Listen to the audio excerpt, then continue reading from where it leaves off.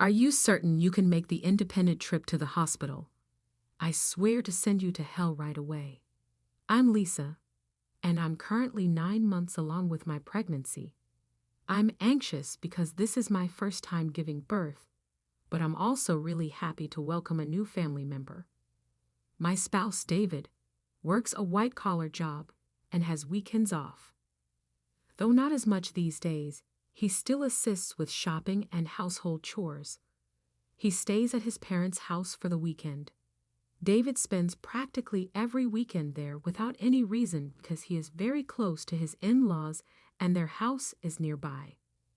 Since learning that I was expecting, I've exercised caution when lifting large objects. Friends who are understanding, for instance, frequently lend a hand when they need to acquire bulky items like rice. I get up early, make David breakfast, and then I leave him off at work to begin my day. I clean and do the laundry after that, and if necessary, I go shopping after that. I arrive home and immediately start preparing dinner. Lastly, I won't be able to enjoy any leisure time until I've completed these tasks. Blogging is a new hobby I picked up while I was on maternity leave. Each day I keep a diary with pictures of things I take, like meals, the sky, flowers in the yard, and more.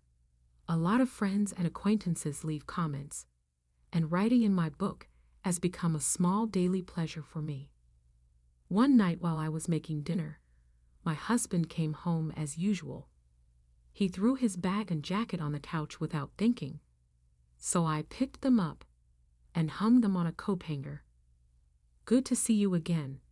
For dinner, I made burgers." He quickly replied, "I'm going to take a bath."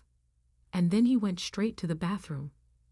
There hasn't been much love or care from him since we got married 3 years ago. I sometimes question whether this is really how a marriage should be, but I've come to terms with it. I gave David a drink when he came back in his clothes. He looked at the bar and asked, "Where's the beer?" "I'm sorry. I forgot to buy it today. I'll get some tomorrow," I said. "Really? Now you need to go to the store." His mood changed right away, and it was clear that he was angry. When he spoke, I was mad at him. What did he want his pregnant wife to do? Go get it yourself if you really want it that badly. This big belly makes it hard for me to move, I said. He got even angrier at that point and began yelling. "You forgot to buy it. You need to fix that mistake. People don't treat pregnant women differently just because they are pregnant. For your health's sake, my mom always said to keep moving." I didn't want to go to the convenience store, but I knew he wouldn't be able to calm down easily when he was mad. When I got there, I ran into a friend named Sarah. "Oh, Sarah. Good evening." "Good evening, Lisa. Did you forget to get something else?" I ran out of sauce as I came here. Sarah's happy voice made me feel a little better. My husband really wanted beer, and he told me to buy it. Why didn't he just go himself? That's what I said, but it didn't get through to him. It sounds like you're having a tough time. After that, Sarah and I split up at a crossroads after walking together for a while. David wasn't even trying to clean up after dinner when I got home. He was just sitting on the couch and watching TV. Why did it take so long? Why were you taking your time? Give me the beer, David demanded. His angry tone and hurtful words broke my heart, but I gave him the beer without saying anything and started cleaning up after the meal. I'm pregnant, so how could he say those things to me? I wanted to say something back, but I didn't want to start a new argument, so I kept quiet. Next, I ate dinner, took a bath to rest, and then went to bed. David didn't act like anything had happened. The next morning, he always seems to forget things after a good night's sleep, but I couldn't forget what he said the night before, so I purposely ignored him. Why are you looking like that so early in the morning? Do not vent your anger on me. Please be polite. I'm about to go to work. You know how important it is to show respect, right? I wanted to say back that it applies to him too because of what he said, but I was so shocked that all I could do was sigh deeply and wave him off. You'll be careful, right? Tonight, I won't need dinner. Goodbye. David quickly left without giving a reason. When he left, I did my normal things around the house and went shopping. I made something simple for myself because David said he wasn't going to have dinner with us. Then just as I was about to start my evening meal by myself, I heard David return and ran to the door. I'm back. Thanks for your hard work. But you said you didn't need dinner today, right? Yeah, but I had to cancel my drink party. I'm hungry. Do you have something? Hey, want to go on a family trip soon? David asked, and then made an interesting idea when he got home. Really? I answered with cautious optimism. But I mean a trip with my family. My parents want to join, he said. I was shocked. Why would his parents ask him to marry them there? There are problems between me and David's parents, and they often blame me when something goes wrong with David, like the last phone call. However, the sudden idea of a trip left me doubtful. I'm about to give birth soon, and traveling a long distance might be a bit risky. David replied, How many times do I have to tell you? Just because you're pregnant doesn't mean you're sick. My parents are thoughtfully inviting us. But what if something happens? I asked, worried. It'll be fine. Everything's already decided. We'll go for 2 nights and 3 days next week. What? Next week is my due date. That's a bit. Just do as you're told. Prepare for the trip.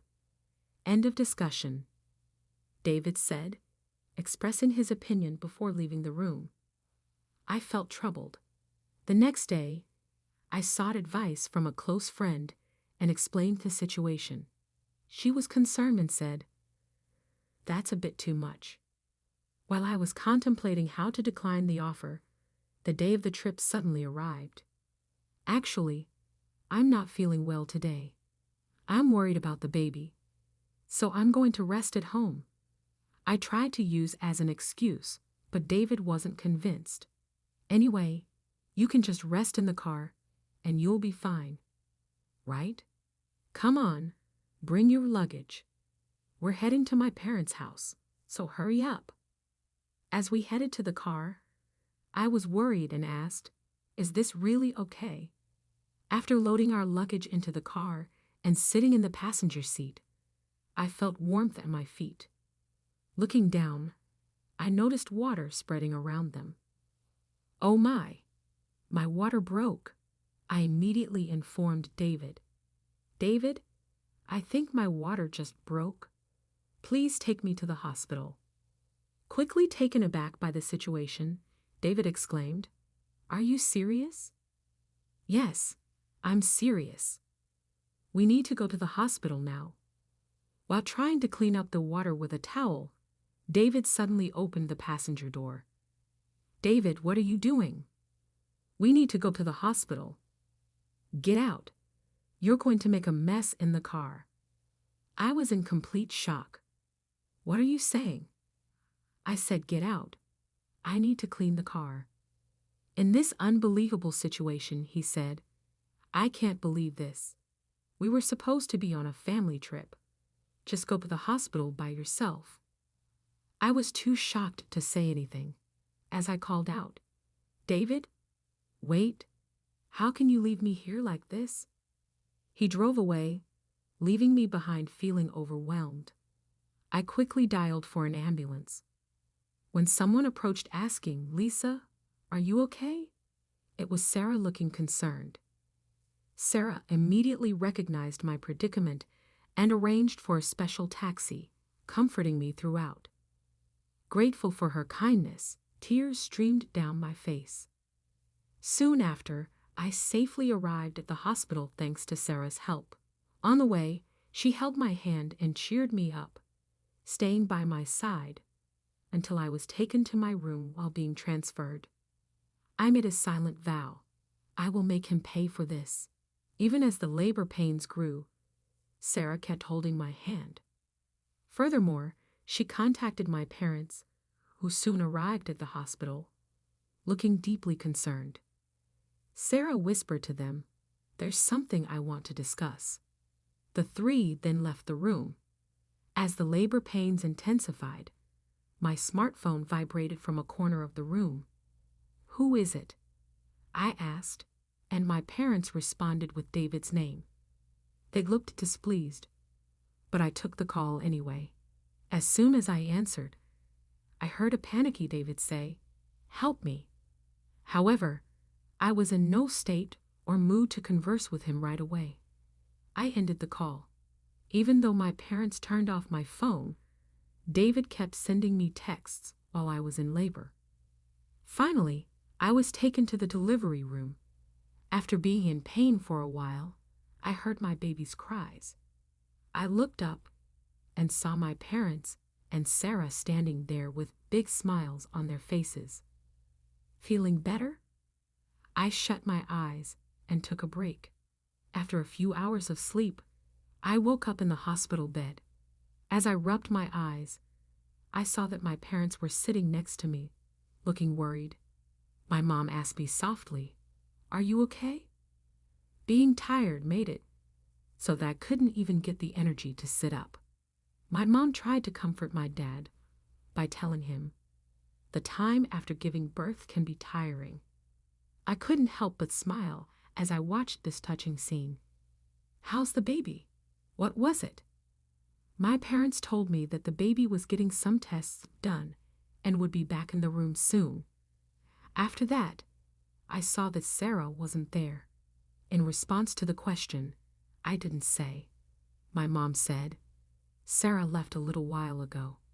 Just thinking about what might have happened if Sarah hadn't been there made me feel thankful. I told my parents that when I got out of the hospital, I would go see Sarah to thank her.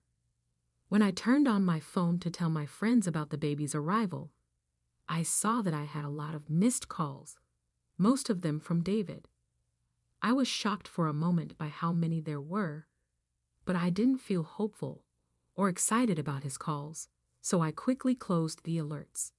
After the birth, one of my friends came to the hospital room to thank me. While she was happy and sending her best wishes, I told David about the recent events. She was shocked and angry when she heard the story, and she joked that she'd like to punish him a bit. But she also told me that my health and rest were the most important things. We talked for a while, and then she left. "What are you going to do next?" my parents asked. After Sarah told them about the whole thing, what did I think about my relationship with David? I told my parents, "I'm thinking about getting a divorce." They respected my choice and were there for me. When I got out of the hospital, I was going to stay with my parents, who had already set up a place for me. David seemed to have gone to the hospital at the same time, but he wasn't allowed in because I told the staff that I didn't want to see him. Sarah brought a fruit box to my hospital room the next day. "Sarah, you came," I yelled with happiness. "You look like you're getting better, but don't push yourself too hard. Postpartum fatigue can be very bad," she said. Sarah's words made me feel better, so I let out a sigh of relief and took the fruit box from her. "Sarah, thank you very much for your help. I don't know what would have happened without you," I said as I bowed deeply to show my thanks. Sarah laughed softly and said, "The most important thing is that you and the baby are healthy. I just gave you a little help." "No matter what, I'll always be grateful," I said. "Once things calm down, I'll come over to thank you properly." I told my husband what happened, He looked really angry. I could get a sense of David's situation from what she said. "Sarah, I'm truly sorry for dragging you into this mess," I said. "Do not worry. Do not forget who you owe for the chance to work at this company. She spoke in a serious voice that I had never heard from her before. This event is really hard to forget.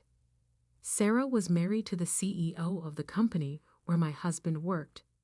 I had no idea about this when we first moved into this neighborhood, but as time went on and we saw each other more often at the neighborhood grocery store, shops, and sometimes convenience stores, we got closer. We started to drink tea together, and it was during these times that I learned about her husband's job. My husband, on the other hand, had no idea about this past. This was mostly because he didn't come with me to meet our neighbors for the first time and didn't like talking to them.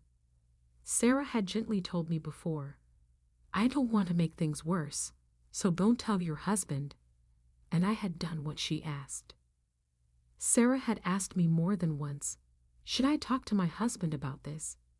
Because she knew I was pregnant and had to deal with my husband's bad behavior. I had always said no, though, because I didn't want to bother her with this. With this latest event, though, Sarah may have reached her limit.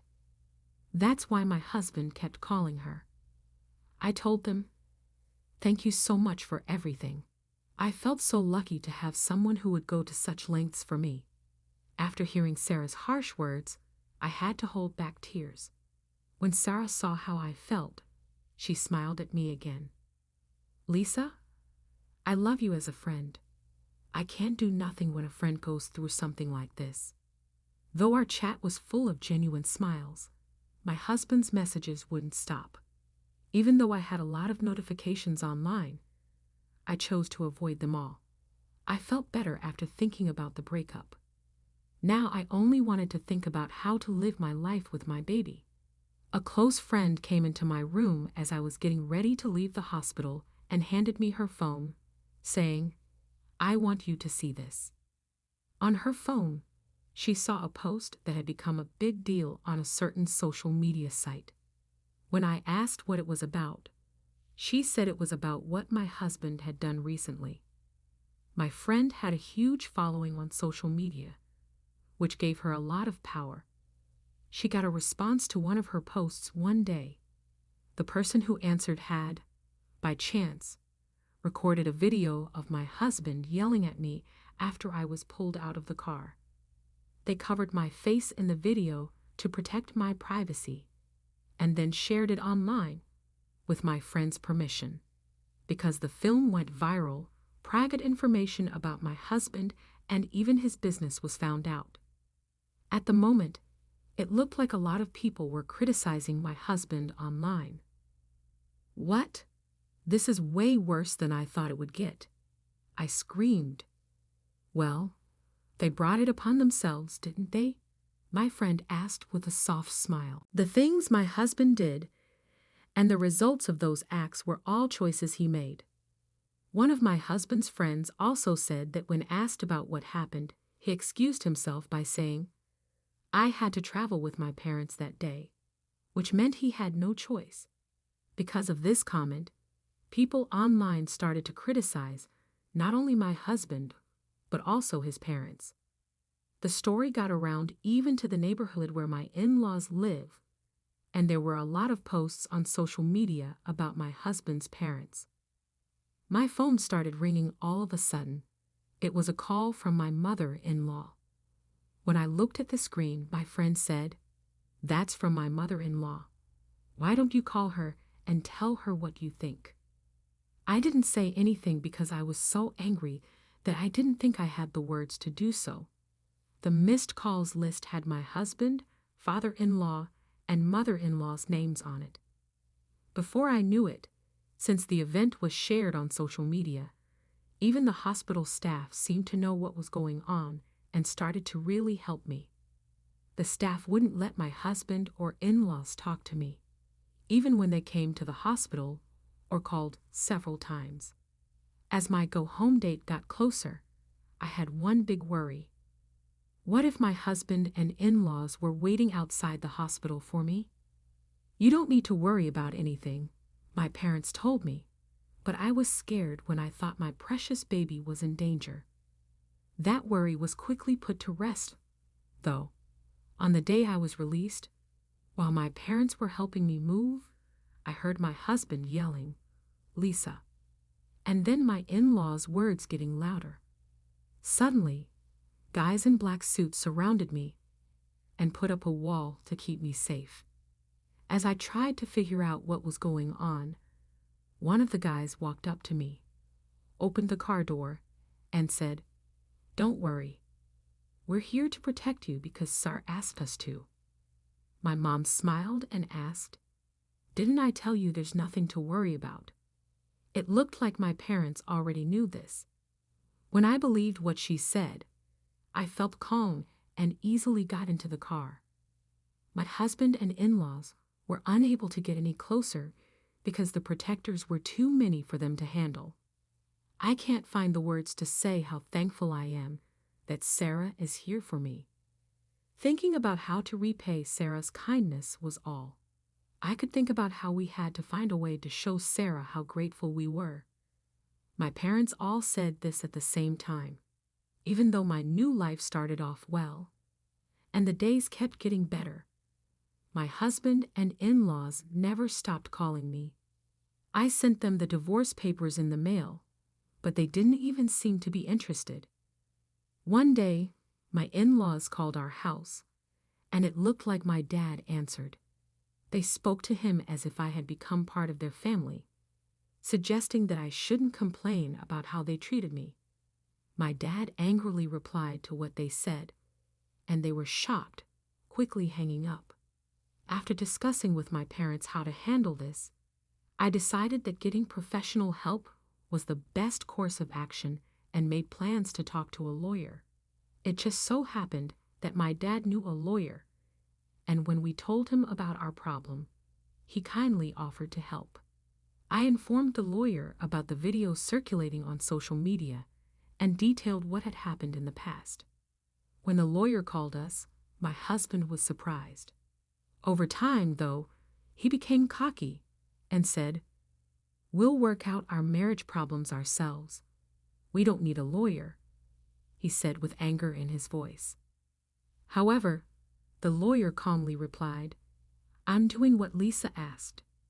Any messages you send in the future should be directed to me. Lisa, who is my client, can choose whether or not she wants to hire a lawyer." My husband didn't know how to respond when the topics of mediation and court were brought up. At first, he refused to get a divorce. The word court seemed to shake him, and he reluctantly agreed to it. "I'm not interested in the child and don't plan to see them in the future, so I don't see why I should pay child support," he said, claiming he had done nothing wrong in terms of property division, which wasn't logical. The lawyer carefully explained this from a legal standpoint, but my husband still didn't seem to get it. The lawyer then said, "It looks like we'll meet in court." My in-laws, who were close by and listening, looked like they were freaking out and quickly agreed. Hearing this from the lawyer, I couldn't believe I had ever married such a man. Since moving back in with my parents, I had been talking to Sarah. When I told her about what had happened, she laughed and joked, "How about taking your ex-husband's retirement pay? That's one way to do it." After being stunned by Sarah's intelligence, I was called by the lawyer, who told me that my husband wanted to apologize in person. I agreed to talk on the phone with the lawyer present because I wanted a good outcome. It was time for the planned call that day. My parents and the lawyer were with me. Finally, I heard my husband say from the other end of the call, "I'm sorry now, and I'll forgive you.